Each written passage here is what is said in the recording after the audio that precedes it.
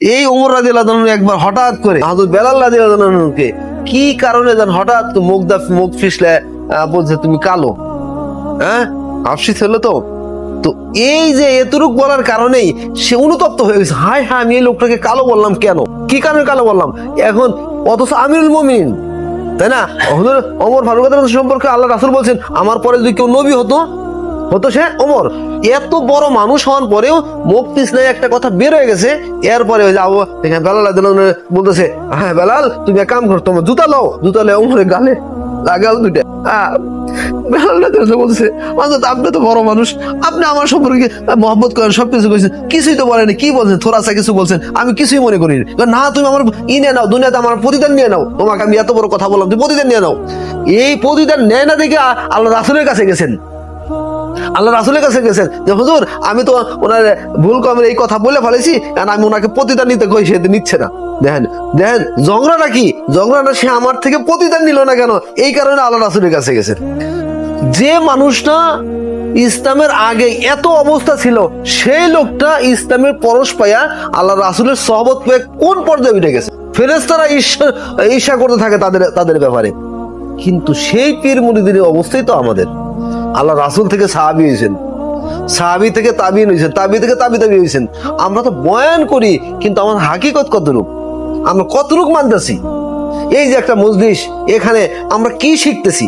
আজকে এই মজলিসটা কয়েক বছর ধরে চলতেছে কিনা, কি শিক্ষা করলাম, কতটুক কি করলাম, একটু নিজেদেরকে প্রশ্ন করি যে এখান থেকে কি নিতেছি। প্রত্যেক সপ্তাহে দিল মাখানো কিছু কথা হুজুরা যে ভাষায় পারুক বলতেছেন, আউলিয়া কেন্দ্র উদ্ধৃতি বলতেছেন, আমরা কতটুকু নেওয়ার চেষ্টা করি, এটা কতটুকু ফিকির করি, মানুষের সাথে ব্যবহারটা কতটুকু করি।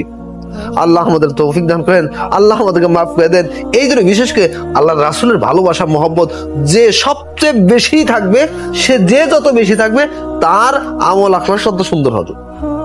আল্লাহ আমাদের আল্লাহ রাসূলের ভালোবাসা আমাদেরকে দান করেন, আল্লাহ আমাদের খুব দান করেন এমন ভালোবাসা। আল্লাহ রাসূল সামনে সাহাবায়ে কেরাম বসতেন, এরকম থুতু ফালাইছেন, যে থুতু ফালাইবেন কি এই দিক থেকে সাহাবায়ে কেরাম হাত পাইতে হবে, তো থুতু নিয়ে শৈলে মাখতে। হ্যাঁ, এই থুতু কোনো সময় মাটিতে পড়তে দিতেন না, এতটা এমন অবস্থা। আল্লাহ আল্লাহ মাফ করে দেন। একবার তো এমন হয়েছে, ওই যে আগে শিঙা লাগাইতো না, আল্লাহ রাসূল শিঙা লাগাইছিলেন, ওই যে শিঙা লাগাইলে একটু ওই যে রক্ত কি কয় কি রক্ত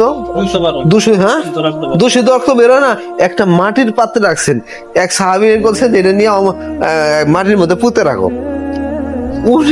এই সাহাবী এটা নিয়ে চিন্তা করলো যে এটা আল্লাহ রাসূলের রক্ত, এগুলো মাটিতে পুঁতে রাখবো, এটা কেমন হয়, খায়া ফেলাইছেন। এখন কি এমন অবস্থা, পুরা শরীর থেকে তার মেশকে আম্বরের ঘ্রাণ শুরু হয়ে গেছে। সে যতদিন জীবিত ছিল, যে রাস্তা যেত তার শরীর দেয় মেশকে আম্বরের ঘ্রাণ বেরিত। আল্লাহ রাসূলের প্রেম ভালোবাসা কি জিনিস। এই যে সাহাবায়ে কেরাম যেভাবে আল্লাহ রাসূলকে ভালোবাসেন, মহব্বত, এইভাবে ভালোবাসা পৃথিবীতে কেউ দেখাইতে পারবে না।